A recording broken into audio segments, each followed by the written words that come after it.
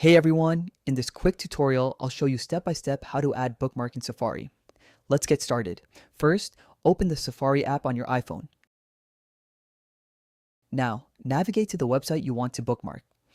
I'll visit YouTube as an example by typing it in the search bar.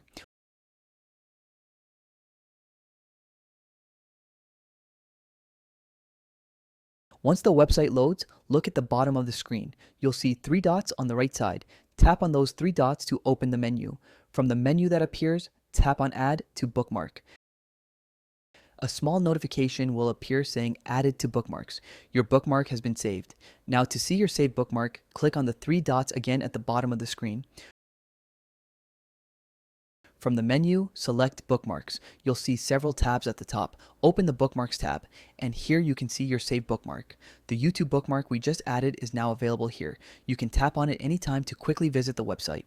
And that's it. You've successfully added and accessed a bookmark in Safari.